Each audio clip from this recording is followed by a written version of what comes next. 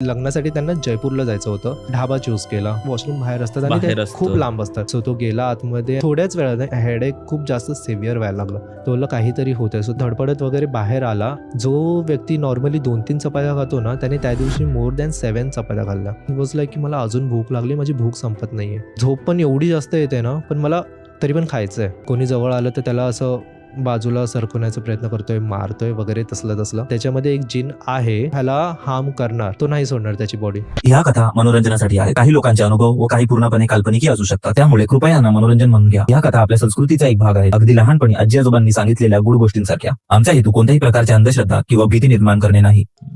तर तू तुझ्या मित्राकडून कोणती गोष्ट ऐकलेली? हां, सो माझ्या फ्रेंड त्यांना एक वेडिंग इन्व्हिटेशन आलं होतं. ते त्यांच्याच ग्रुपचं लाईक कुणाचं तरी लग्न होतं. सो ते लग्नासाठी त्यांना जयपूरला जायचं होतं. सो ते बाय रोड वगैरे निघले होते आणि त्यांना 1-2 दिवस जाणारच होते मोस्ट ऑफ तरी. सो ते संध्याकाळी 5 का 6 निघले होते. त्यांना एक स्टॉप घ्यायचा होता जेवणासाठी. सो जेवणासाठी ते रात्री गेले होते आणि ते हॉटेल शोधत होते की हॉटेलमध्ये, कारण की रात्रीच्या वेळी सेफ नाही आहे हायवे वगैरे. मग त्यामुळे ते हॉटेल्स शोधत होते, पण हॉटेल्स मोस्ट ऑफ त्यांना नाही भेटले त्या हायवेला. सो त्यांनी एक ढाबा चूज केला. पण ढाबाच्या तिथे हॉटेल्समध्ये कसं आहे की वॉशरूम आतमध्ये असतात आणि ढाब्याच्या तिथे वॉशरूम बाहेर असतात आणि बाहेर ते असतं. खूप लांब असतात तिथून. सो माझ्या त्या फ्रेंडला वॉशरूमला जायचं होतं आणि तो गेला. आणि असं सांगतात की जर अशा ठिकाणी अबॅन्डन ठिकाणी किंवा असं ठिकाणी जर तुम्ही वॉशरूमला जात असाल तर पहिलं नॉक करून आतमध्ये जावा, की जे कोणी आहे एंटिटी तिला म्हणजे कळेल. डायरेक्ट गेलं तर तिला असं वाटेल की कोणीतरी मला डिस्टर्ब करते, त्यामुळे ती पोजेस्ट करू शकते. हे जिन वगैरे असतात ते. सो तो गेला आणि फर्स्टली तर त्याला असं फील झालं की टेम्परेचर ड्रॉप त्याने नॉक नाही केला. आणि लाईट वगैरे पण इश्यू असतात, त्यामुळे तो आपला मोबाईल टॉर्च वगैरे घेऊन गेलेला आणि त्याला कळालं की काहीतरी थंडी जास्तच वाजायला लागली. सो त्याला वाटलं की आपण आताच गाडीमधून उतरलो आहे आणि ते हायवेच्या ठिकाणी तर थंडी वाजूच शकते आपल्याला ऑब्व्हियसली. सो तो गेला आतमध्ये आणि त्याला थोड्याच वेळाने 1-2 सेकंदांनी ना असं हेडेक खूप जास्त सिव्हिअर व्हायला लागलं. डोकं एकदम असं जड झालं, त्याची बॉडी अशी टाईट व्हायला लागली. तोला काहीतरी होतं आहे. सो त्याला असं वाटलं की मोशन सिकनेस वगैरे, मी आता खूप ट्रॅव्हलिंग केलं आहे त्यामुळे होत असेल. त्यामुळे मग तो धडपडत वगैरे बाहेर आला आणि येऊन तो बसला शांतपणे. लोकांना वाटलं की त्याला असं नॉसिया टाईप होतं आहे की तो आता ट्रॅव्हलिंग झालेला आहे त्यामुळे. आणि त्यानंतर त्याला थोड्या वेळानंतर सगळ्यांनी फ्रेशनअप वगैरे झाले आणि त्याला उठवायला आले की चल आपल्याला आता काहीतरी खायचं आहे, जेवूया आपण. सो तो असं सगळ्यांना हाडतोड करायला लागला की नाही तुम्ही बाजूला व्हा, मला काहीच नको आहे आणि माझं डोकं खूप दुखतं आहे, मला झोपायचं आहे. त्याला नाही काहीतरी खावं लागेल ना तुला. तो मला भूकच नाही आहे, मला नाही खायचं आहे. सो तो असं नॉनव्हेज खाणारा नाही आहे, पण जास्त खाणारा नाही, थोडाफार खाऊ शकतो माणूस. अशा टाईपची फॅमिली त्याची खाते, पण तो जास्त नाही खात.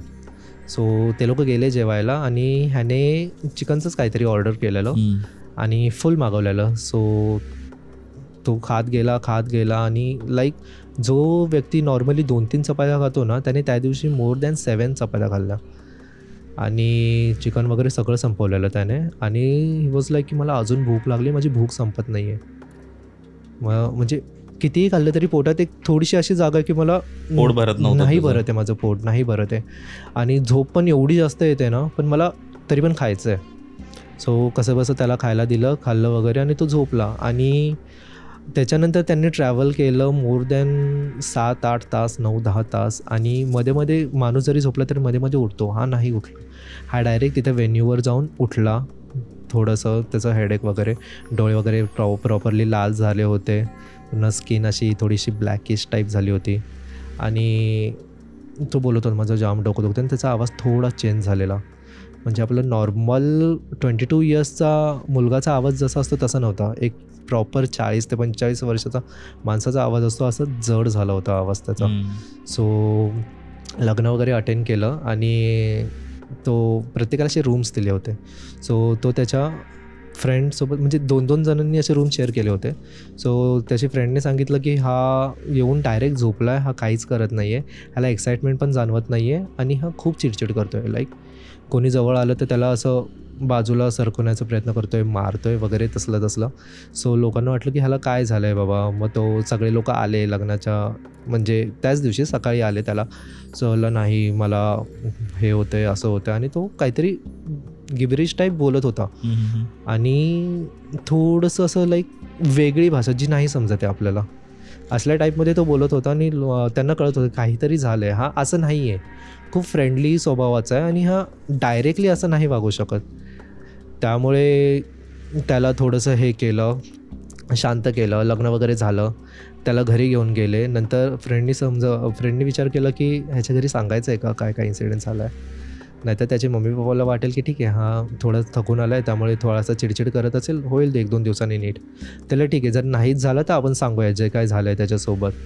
सो नाहीच झालं. मग त्याच्या मम्मीचा एक दिवस कॉल आला की तुम्हाला जाऊन 2-3 दिवस झालेले आहेत पण हा तरी पण असं लाईक रोज आल्यापासून नॉनव्हेज खातो आहे आणि त्याचा आवाज चेंज झाला आहे आणि तो एकाच जागी असा म्हणजे लाईक दोन्ही पाय हे कवटाळून असं लाईक हेड त्याचं शेक वगैरे करत असतो एका जागी बसून आणि स्टेअर करत असतो, ब्लँक स्टेअर करत असतो.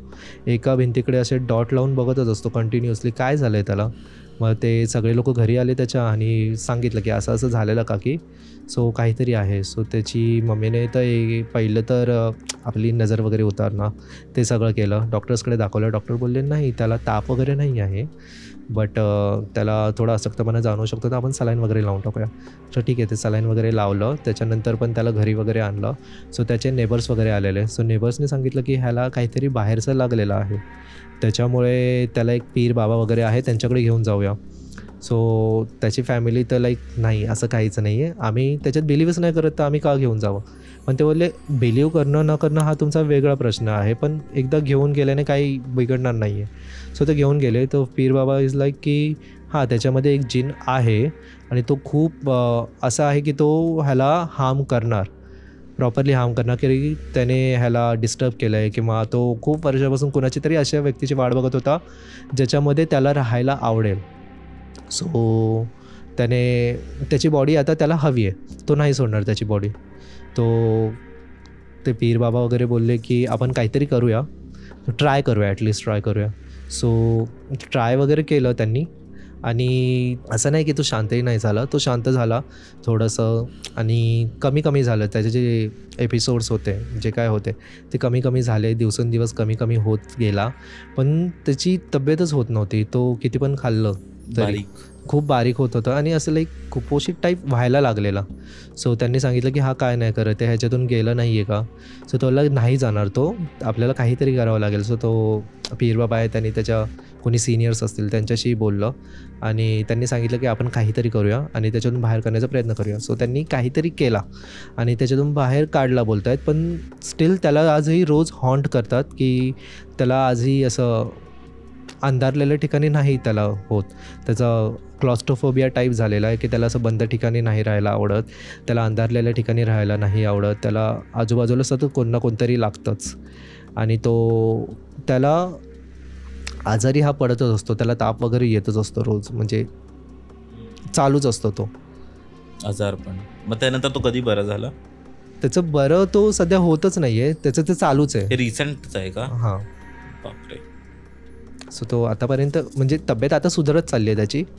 फक्त तो ताप त्याला म्हणजे असं आज नाही आहे उद्या आला, परवा नाही आहे नंतर आला, असं येत राहतो. आहे. बापरे.